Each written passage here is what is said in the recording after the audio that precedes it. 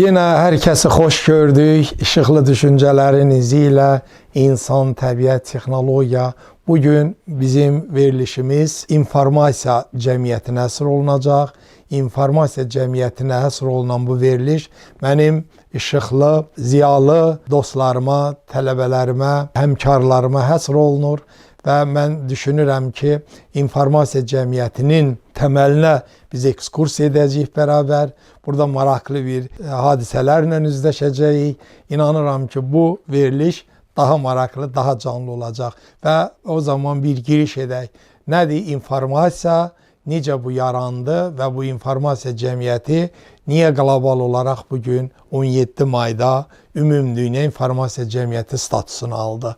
Öncə gəlin biraz keçmişə gedək. Nədir?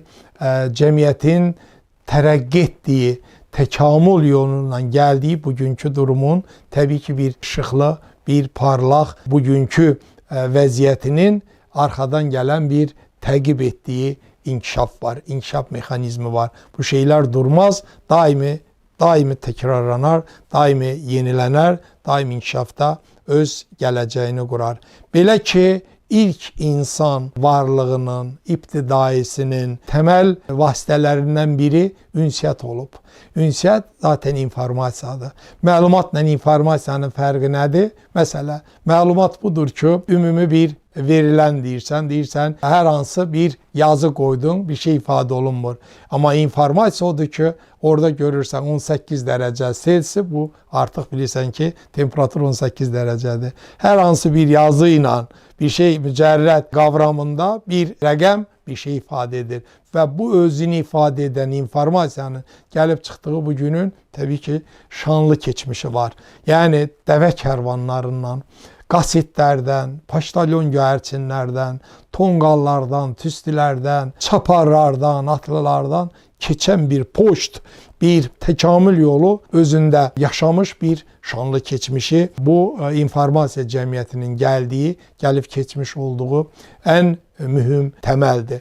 Bu təməldə əlbəttə hətta eramızdan əvvəl Sezarın belə bugün informasiyanın kodlanmasında, şifrələnməsində Sezar şifrəsi deyilən belə bir deyim də var. Niyə? Çünki ordular, devlətlər, xaqanlar, imperatorlar, böyük devlət qabarmalar, çəkilmələrlə hamısı yaşayıb, inkişaf edib və öz sonunu yeni bir başlanğıca devir ediblər. Və bunlarda da yenə də insan, yenə də təbiət, yenə də texnologiya nə etmişlər? Vasitə, ünsiyyət, informasiya olub. İnformasiya bəli o keçmişdən atlayaraq gəlmiş və bu tərəqqi təkamül siyasəti var sürətlə irəliləməkdədir. Mən deyərdim ki, təməlli dediyimiz kimi bu ibtidaisini dəvə, göyərçin, paştalyon, qaset, çapardan almış bir rabitənin keçmişi informasiyalı mühitin inkas etdiyi, yansıdığı bu dövr yeni dövrlərlə təzələnib. 1500-cü ilə qədər yeni bizim milad tarixinin 1500-cü illərində Səfəvilər dövlətinin banisi Şah İsmayıl Xətai poçt kontorasını qurmuşdu. Poçt kontoru 1500-cü illərdə. Hətta düşünsək ki, görün bu təkamül, tərəqqi durmadan öz yerini, inkişafla biz bilirik ki 4 sənaye inqilabı keçmiş bir devlet, bir dünyanın, bir təbiətin, texnologiyanın var olduğu bugünkü durumu o mərhələlərdən keçib gəlmişdir. Və biz poçt kontorunun 5-ci əsrdə əgər Səfəvilər dövləti əsasında onun bünyəsində bərqərar olub yaradılmışdısa, ondan sonraki mərhələlərdə bilirik 15-16-cı əsrlər intibah devrini yaşamış cəmiyyət, Avropada böyük Renesans intibah devri dediyimizdə ağla, zəkiya, qabiliyyətə böyük önəm verilib və bu gəldi 1876-da Graham Bell tərəfindən telefonun kəşfi ilə irəlilədi. Hətta ondan sonra artıq 1881-də, 82-də ilk telefon stansiyaları işıq üzü gördü. 82-də dərdim Ericssonun kommutasiya sistemləri, çünki Azərbaycanda o zaman neft sənayesi var idi və birbaşa gəldi və Qafqaz Merkuri deyilən bir gəmidə ilk telefon stansiyası fəaliyyət göstərməyə başladı. Düşünün, 76-cı ildən 80-ə 4 il içində bax, sənayinin gücü imkanı dərhal artıq fikir verirsiniz. Know-how dediğimiz biliyi dərhal arxasından aparır. Azərbaycan ilk inkişafa ev sahipliği etmiştir. Və bu ev sahipliği ilə də bizim məmləkətimizdə təbii ki, informasiyanın, rabitənin inkişafı öz təməlini qurmuş, sonradan da təşəkkül etməyə başlamışdı. İndi gəlin qlobal olaraq baxaq görək. İnformasiya cəmiyyəti dedikdə qlobal və beynəlxalq aləmdə bu nədən BMT-nin səviyyəsində bu qərar qəbul olundu. Beynəlxalq Telekommunikasiya İttifaqı bu qərarı həyata keçirməyə çalışdı və cəmiyyət, dünya beynəlxalq informasiya cəmiyyəti gününü qeyd edir bugün. 17 mayı əlamətlər gün hesab etdilər və o günü bu bayramın qeyd olunmasına həsr etdilər. Belə ki, biz bilirik, birinci sənaye inqilabı buxar maşınları ilə, daxili yanma mühərrikləri ilə təməl üzərində gəlişdi, inkişaf etdi. İkincidə elektrik cəryanı kəşf olundu. İkinci sənaye inqilab elektrikin kəşfi ilə böyük bir ixtiralara, yeniliklərə rəvac verdi. Ondan sonra dərhal üçüncü elektron hesablama maşınları, yəni bilgisayar, kompüter ortaya çıxdı. Bunların hamısı hesab etsək ki, son 3 əsrdə, 17-ci əsrdən üzübəri gəlib, indi də 21-ci əsrdəyik. 17-21, 4 əsr içində görün, 4 sənaye inqilabı gerçəkləşdirən, yəni 3-cü elektron hesablama maşını kompüterlərin icadına gəldi, çıxdı və 4-cü sənaye inqilabı da bu kompüterləri internetə bağladı. Yəni 4-cü sənaye inqilabı internet əsri ilə səciyyələndi. 5-ci də artıq əşyaların interneti, internetin el özünün gələrək, gəlişərək süni zəka ilə inteqrasiya olması, bu da 5-ci sənaye inqilabına artıq demək olar ki, cəmiyyət, inkişaf, texnologiya, tərəqqi onun astanasına gətirib çıxarmışdı. Və biz indi gəlin buna qədər təbii ki, bütün yeni nəsil şəbəkələr bugün 1, 2, 3, 4, 5 mərhələ keçmişdi. Birinci nəsil, ikinci nəsil, üçüncü. Biz bugün 5-ci nəsildəyik. 5-dən sonra da hələ bir LT deyilən, yəni gələcəyi uzun vədəli təkamülü bir yeni nəsillə texnologiyada gündəmdədir. Bu texnologiyanın artıq imkanları məhdudiyyət tanımır. Günü-gündən inkişafdadır. Çünki internet əsri özü ilə bərabər o qədər yeniliklər gətirdi ki, 5-ci nəsil şəbəkələr bugün ən ağıllı qurğulardır, cihazlardır, instrumentlərdir, hansı ki bugün bizim bu elə çəkilişimizin özünü də əhatə edir. Yeri gələndə bu rəqəmsal sistemlər, smart qurğular nə qədər bizim həyatımızı rahatlaşdırdı, asanlaşdırdı və biz bugün rahatlıqla elə bu studiyada, bu kitabxanamızda canlı olaraq da bu çəkilişi onlara borçluyuq, onların imkanlarından yararlanaraq edirik. Əlbəttə, biz bu ekskursiyanı davam etdirsək ki, insan, öncə yenə insan potensialı, insan düşüncələri neynədir? Telefonu, telefondan sonra nə etdi? Teleqrafı, teleqrafdan sonra nə oldu? Radionu. 1895-də Popov, Marconi deyildiyinə görə onlar radionu kəşf etdi. Efir rabitəsi yarandı. Efirlə elektromaqnit dalğaları artıq biz bu dəqiqən oturduğumuz mühitdə belə sağımızdan, solumuzdan bu dalğalar o ki var gəl eləyir. Biz də onun içindəyik. Nədir? Adını qoyduğumuz 1, 2, 3, 4, 5 nəsil şəbəkələr bu tezliklərlə. Bu tezlik nədir? Bizim üçün adi havadır. Amma mahiyyət üzrə böyük bir tərəqqidir, texnologiyadır. Bu təbii resurs, tezlik, yeni nəsil şəbəkələri gətirdi. Biz bu yeni nəsil şəbəkələrlə ilk telefon rabitəsi, teleqraf, dediyimiz poçt kontorundan üzübəri inkişaf edərək nə oldu? Artıq elektron sistem, elektron məzmun, mahiyyət və intellektual şəbəkələrə yönəldik, getdik. İnternet burada yeni avangarddır, lokomotivdir. Onun ağıllı platformaları, bugün 20-dən çox sosial şəbəkələr var. Bunun əksəriyyətində siz, biz, normal vətəndaş və marginal qrup, məhdud dairələr, uşaq, böyük. Uşağın dili bugün bilirsiniz ki, müəyyən oyunlarla dilini açırlar. Hətta səhər yeməyini və ya analar, valideynlər uşaqları bugün bu ağıllı cihazlardan müəyyən pəhriz etdilər. Rəqəmsal pəhriz kəlməsi çıxıb ortalığa ki, az istifadə edin. İnsan səhhətinə təbii ki, negativ təsirləri də istisna olunmur. Bu da yeri gəlmişkən dediyimiz kimi insan, təbiət, texnologiyasa, bunun bu tərəfləri inkişafdırsa, bu tərəfləri də bizim sağlığımıza əlaqədar edir. Və bu baxımdan bu ağıllı telefon elektronlaşdı. Elektronlaşan bugün telefon artıq telefondan daha çox biz bugün multimedya, yəni çox medialı biz spektra keçdik. Bu çox vektorlu, çox sahəli, iri həcmli informasiyanın mübadiləsi, verilənlərin ötürülməsi, böyük verilənlər, məlumat seli, informasiya axını, big data dediyimiz bir elm yarandı. Bu big data artıq ayrıca bunu emal eləmək lazımdır. Xidmət, istehsalat, eyni zamanda bizim həyatımızı əlaqədar edən sahibkarlıq fəaliyyətləri var. Onların hamısı ağıllı sistemlərin üzərində artıq inteqrasiya oldu, işini qurdu. Bugün elektron portallar, asan xidmətlər və bunun yanında rəqəmsal platforma, rəqəmsal konsept, transformasiya layihələri vüsət alıb gedir. Çünki 1998-ci ildə Yaponiyada Okinawa samitində qəbul etdilər ki, artıq dünya internet idarə etməsinə keçməlidir. İnternet idarə etməsi də yəni sabit, klassik, telefon rabitəsi, onun ilk ibtidai şəkili biraz köhnələn kimi oldu. Çünki bugün evimizdə də adi telefonu çox az istifadə edirlər. Hər kəs artıq mobil şəbəkənin WhatsApp imkanlarından. Yaşlı nəsil heç bilmir WhatsApp nədir, WhatsApp İngilizcə nə baş verir deməkdir. Hər kəs WhatsApp artıq terminologiyada ayrı bir məsələ oldu. Bugün dilimiz sürətlə belə götürəndə texnologiya dilini götürür. Bu dilin də təməli bugün İngilis dilindən gəlir. Yəni dil də artıq bir sahə kimi bir təsirə məruz qalmaqdadır. Biz müəyyən adları qondarıb tərcümə edərkən bir məna əldə etdirməyə çalışırıq, amma birbaşa elə internetin özü nədir?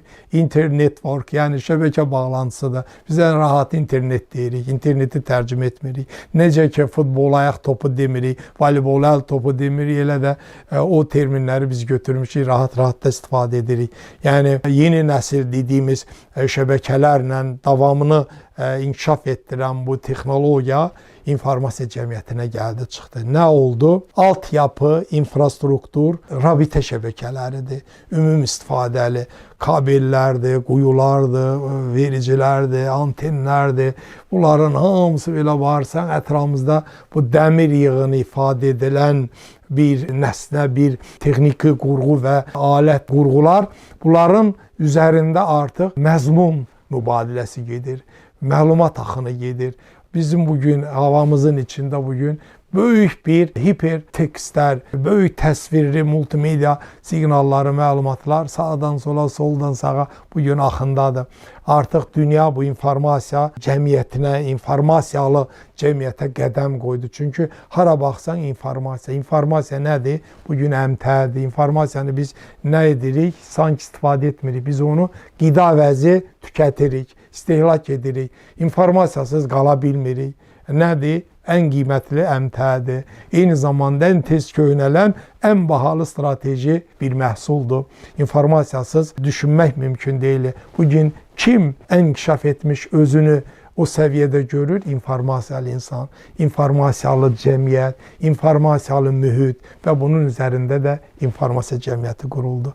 Bu informasiya cəmiyyətinin məzmunu informasiyadır, məlumat axınıdır və bunu da artıq BMT, eyni zamanda Beynəlxalq Telekommunikasiya İttifaqı bunun mahiyyətini dərk edir, məğzi üzrə bunu bayram hesab edir ki, biz cəmiyyət olaraq yeni bir internet devrinə qədəm qoyduq. İnternet devrinin mövzusu da, aktuallığı da məlumatdır, məlumat bolluğudur. Bu məlumatın emal olunması bir nömrəli ümdə məsələlərdəndir. Cəmiyyət bunu artıq nə etməlidir? Ağıllı istifadə etməlidir.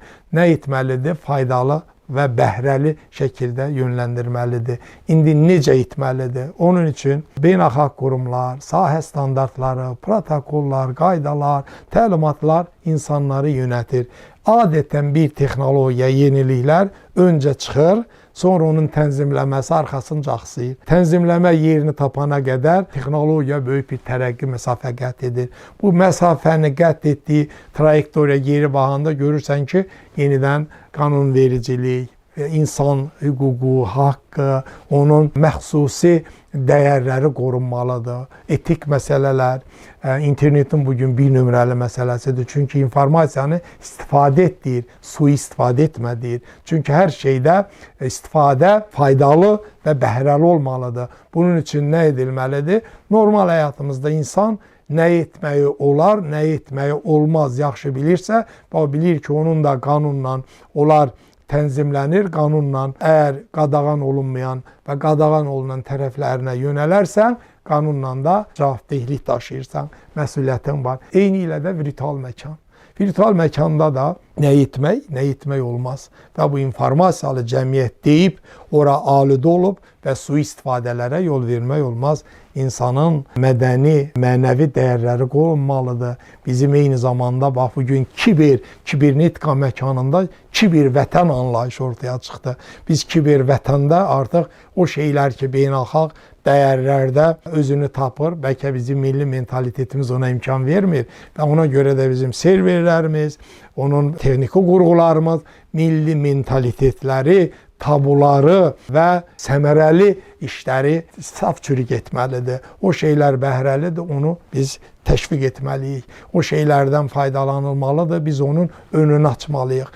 Ora işıq yandırmalıyıq, stimullaşdırmalıyıq və o sahəni inkişaf etdirməliyik. O şeylər bizim adət, ənənə, milli mentalitetlərə uyğun deyil. Onların hamısı üstörtülü keçirəm. Çünki bizim cəmiyyət informasiyalıdır. Özü çox gözəl bilir ki, ona nə lazımdır. Zaten informasiya bolluğunda hər kəsin bir menüsü var. Kimi TikTok'da, kimi Facebook'da, kimi WhatsApp'ında, kimi isə X platformasında və ya Messenger'ında və ya digər 20'ye yaxın sosial mediada özünü reallaşdırır. İnsan sanki bu virtual məkanın bir parçasına çevrilib, onsuz özünü hiss edə bilmir. Nə yarandı? Virtual kimlik. Nə yarandı? Rəqəmsal pasport. Bizim bugün artıq gələcəkdə də necə telefona bir sim kart qoyulur, telefon cana gəlir, bizim özümüzə də bir nano çiplər qoyulacaq. Nano çiplər iki barmaq arasında, nano 9 dənə 0 deməkdir.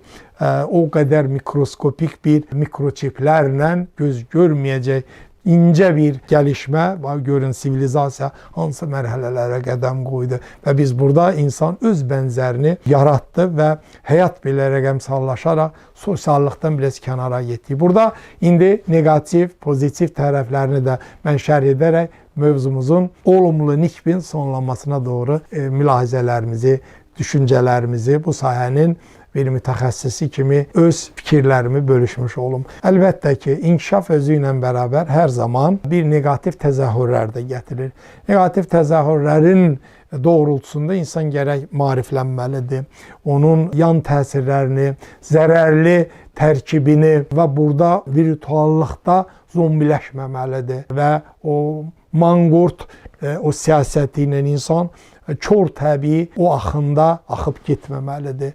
İnsan şüurlu, ağıllı, məqsəd yönlü. Çünki o menü ki genişliyi var, o menü ki çox zəngindir. Onun içindən seç sənə lazım olan bəhrəli şəkildə istifadə et. Sən o bayağı TikTok'larda və ya bayağı kontentlərdə, məzmunlarda özünün əxlaq və mədəni dəyərlərini qorumuş ol. Sənin əlindədir. Hər şey var. Hər şey varsa, sən onun içindən öz dəyərin uyğununu seç və bəhrələn. Elə də evladlarımızı uşaqlıqdan tutmuş, körpələrdən üzü bu yana, bağçada, məktəbdə, ali təhsil ocaqlarında bu tip maariflənmə proqramlar aparılmalıdır. Bizim müəyyən serverlərimizdə provayderlarımız, internet servis xidmətləri göstərən operatorlarımız da müəyyən o yad ünsürləri, negativ təzahürlərə filtrlər qoyulmalıdır. Bizim çünki əxlaq və mədəniyyət, etik dəyərlərimiz hər şeydən öndə olmalıdır. İnformasiya cəmiyyəti, bəli, bugün ona görə bunu bayram edir ki, biz inkişafla, təkamülla gəldik yeni bir sivilizasiya. Bugün dərdim ki, demokratiyadan sonraki quruluş ictimai siyasi formasiyada informasiya cemiyeti çıktı ortalığa. Bu informasiyalı cemiyeti Konfutsi demişken en çetin idare olunan cemiyet informasiyalı cemiyettir. İnformasiyalı insana ne dersen özden tez köhnelen en strateji bir məhsul. Bugün eğer son məlumatı bilmeyen deyirsən, sen yatmışsan fil qulağında deyilen bir ifade de var. Niye? Çünkü en son məlumatı bilen günün silahlanmış mühendisidir. İnformasiya ile silahlı bir insan, bilikli insandır. Bilikli insan her zaman öndedir, her zaman təqdirə layıqdır. O ali bir seviyedir. Biz çalışırıq ki, bilikli olmağımızla onu faydalı iş əmsalı olsun. Çünkü bir biliyin faydalı iş əmsalı yoxsa o da bir şey ifade eləmir. Biliyi biz neynəməliyik? Mənimsəməliyik. Vərdişlərimizlə bərkitməliyik. Sonra təcrübələrlə tətbiq etməliyik. Tətbiq varsa məhsul var. Bilik məhsula yönəlirsə nəticə var. O zaman bəhrəlidir. Bəhrə olmasa bilik. Yəni nəzəriyyə deyildiyi kimi, nəzəriyyə yönetim iqtisadiyyatında belə deyilir. Təcrübəsiz nəzəriyyə qeyri-məhsuldardır. Təcrübə də nəzəriyyəsiz kördür. Önünü görmür. Çünki nəzəriyyə ön açandır, təcrübə mahiyyət qoyandır, məhsul verəndir. Hər ikisi birlikdə səmərəlidir. Təcrübə nəzəriyyəsiz, nəzəriyyə təcrübəsiz bir şey ifadə etmir. Və mən informasiya cəmiyyətinin bugünkü günündə inanıram bu işıqlı gələcəyimiz, cəmiyyətin yeni sivilizasiyayla qədəm qoyduğu informasiyalı cəmiyyətlərdə inanıram ki, ən çox bizi əlaqədar edən sosial varlıq kimi canlı ünsiyyətlərə ehtiyac duyacaq. Əvvəllər deyirdik ki, məkanlarda Wi-Fi varmı? Artıq görürsünüz terminlərdə İngilizcədir. İndi deyirik Wi-Fi olmayan yer lazımdır. Çünki biz bir-birimizin üzünə, gözünə baxaq, canlı sarılaq bir-birimizə. Valideynləri, böyükləri, doğmaları biz telefonda canlı yığır, baxır, görür. Sağ-salamatdır, buna qane olur, kifayətlənirik. Buna yol vermək olmaz. Artıq biz canlı gedib valideynlərə sarılmalıyıq. İsti nəfəs, isti qucaq. Bu tip incə məqamlara önəm verməliyik. Sonra biz görünmürük virtual məkanda, yəni virtual kimlik, sanki biz özümüzü gizlətmişik. Halbuki onların hamısının unikal kodu var. Siz qeydiyyatdan keçirsiniz, unikal kodu düşünməyin ki, heç kimsə bilmir. Sən hansı providerin və operatorun sən istifadəçisənsə, sən lazım olsa, əgər su istifadələrə yol versən, axtarılar, tapılar və ona görə də normal həyatda yol verilən, yol verilməyən hərəkətlərinə görə məsuliyyət daşıdığın kimi orada da eynidir. Bunu bilməliyik. Bunu yeri gəlmişkən mən həm də maariflənmiş olsun deyə bizim auditoriyamız ürəklə bu fikirləri də yeri gəlmişkən yenə müəllim fəaliyyətim, tələbə auditoriyası onlara yönəlib bu sağlam düşüncələri də aşılamış olum. Belə də rəqəmsal dünya, rəqəmsal öyrətim, rəqəmsal mühit və ağıllı siniflər, ağıllı qurğular, hər şeyin önünə bir ağıl qoyuldu. Yəni smart. Bu ağıllı qurğular insan əməyini asanlaşdırdı. İnsan bugün hazırın nəziri bu qurğularla, öz icadı ilə öz həyatını mənalandırır. Bu mənanı gərək iqtisadiyyata yönləndirək, bilik iqtisadiyyatı lokomotiv olsun, qatar kimi arxasında bütün vaqonlarını darsın, cəmiyyət işıqlı gələcəyə aparsın. Bəli, bilik iqtisadiyyatı böyük bir sərmayədir. Bu sərmayənin qurğusu ağıllı cihazdırsa, onun sərvəti insandır, insan potensialıdır. Burada yenə insan və ağıllı qurğu. Ağıllı insan ağıllı qurğu ilə birləşəndə, vəhdətdə nə yaradar? Ağıl ifrat səndəsi silsili ilə yeniliklər, xariqələr yaradar. Bu yolda mən bütün işıqlı, ziyalı, smart, düşüncəli insanlar, qrup yaradan, insanlıq lehinə, humanitar belə deyək, dəyərlərə sahib olaraq cəmiyyətə faydalı olan yönlərini təbliğ edirəm. Negativlərini kesib atmağı tövsiyə edərdim. İnsanlıq gərək hər icadın, hər yeniliyin elə öz yaratdığı sivilizasiyasında da mütərəqqi tərəflərini təbliğ etsin. Onun negativ, xoşa gəlməz tərəflərindən imtina etsin. Bu da sözlə olmaz, məqsəd yönlü proqramlar, tədbirlər və eyni zamanda ardıcıl işlərlə həyata keçirilər. Bu yolda hər kəsə mən başarılar diləyirəm. İnanıram ki, ağılın yolu yenə də birdir və biz ən gözəlini, ən yaxşısını insanıq. Allahın bizə verdiyi bu vəsflə, bu dəyərlərlə onları mənimsəyib, insanlıq naminə də yoğurub, yapıb və gözəl məhsulları ilə ürək açan işlərə çevirəcəyik. Bu yolda bir daha da başarılar, uğurlar, hər kəsə can sağlığı arzulayıram. Diqqətinizə görə təşəkkür edirəm.